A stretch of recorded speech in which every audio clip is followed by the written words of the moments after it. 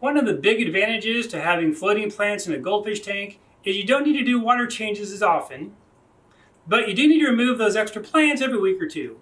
So I thought I'd show what a typical 1-week culling of frogbit looks like in my 125-gallon aquarium. Let's take a look. Now, there are certain things about having an aquarium that feel like a chore to me. Scraping the nerite snail eggs off the glass once a month would be one. Doing water changes about once a month would be another. But for some reason, I kind of enjoy removing the extra floating plants each week or two. It's kind of interesting to think how the food you've been giving your fish each day ends up becoming food for the plants that you're now removing. So the main thing I'm checking for is making sure none of the nerite snails are on any of my plants.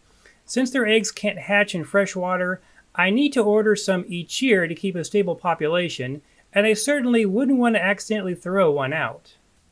I try to remove the larger plants and leave lots of the smaller baby ones behind. That seems to be ideal for growing as much plant mass as fast as possible. And the whole point of doing this, of course, other than making a very natural looking habitat for your goldfish, is that the plants remove all the nitrogen content your fish are producing. Now, if I want to take some video of my tank, I try to cull the floating plants the day before. As much as I love the hanging jungle look, it will reduce the lighting in the tank a great deal. And if you've ever tried to get a sharp picture of a fish tank, you know that having a lot of light is a big part of it. When I started this tank almost 5 years ago, I added frogbit, water lettuce, water sprite, and duckweed.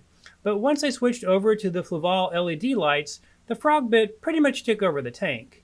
And once my goldfish got large enough, they of course ate all the duckweed. We have to grow that in another tank and add it back in each week. But since it's just being eaten by the ranchius, it's not really playing the same biological filtration role that the frogbit is.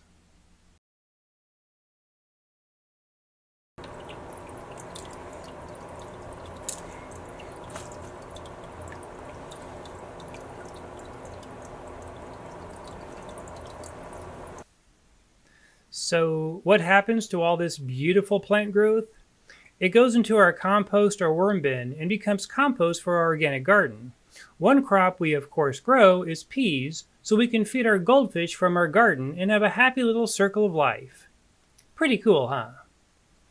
Well, thanks for watching, and happy fish keeping.